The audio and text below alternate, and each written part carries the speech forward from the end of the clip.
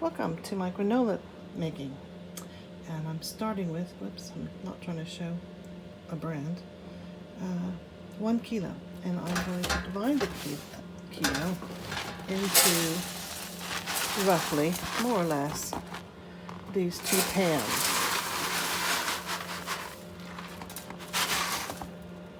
There we go.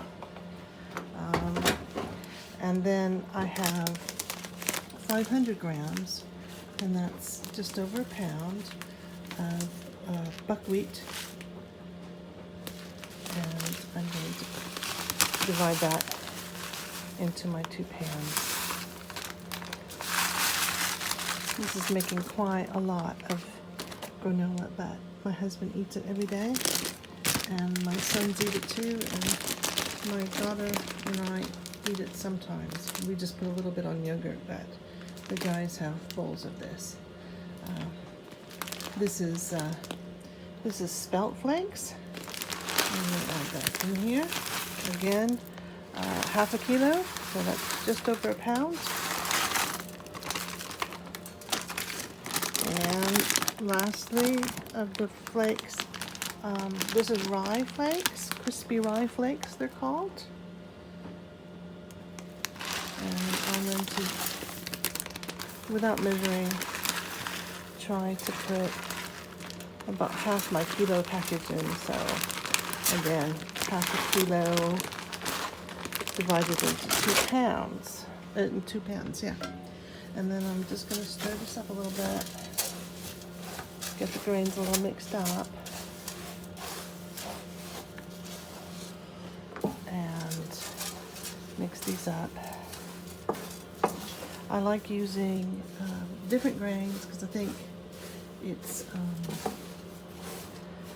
more interesting flavor and textures to have a mix of grains, but I think it's also better nutritionally to have different things. Right, I've got about a little less than 1 cup of coconut oil, which I'm going to divide between my pans.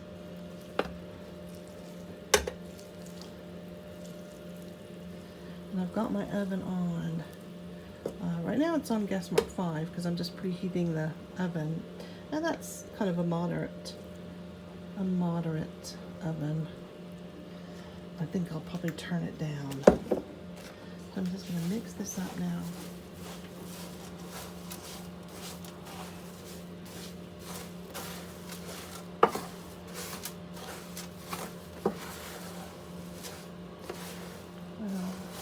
Mix it up, try to get some of the oils mixed up into my flakes.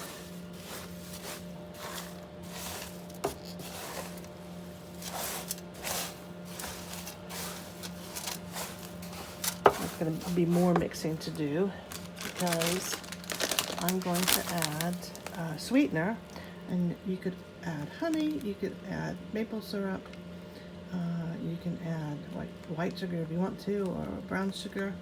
I'm going to add sucanat or rapadura. It's kind of the unprocessed cane sugar.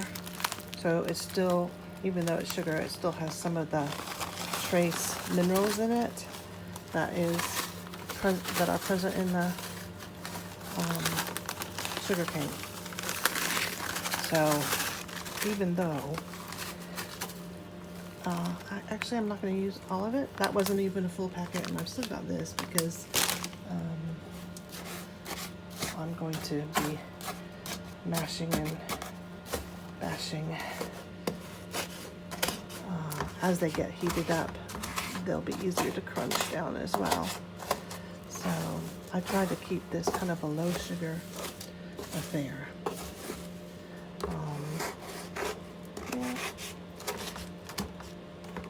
This is just the beginning half because I don't have a way of editing this video.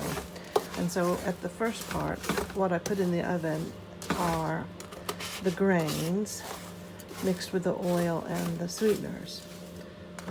I'm not going to try to mash all the lumps because I can do some more later.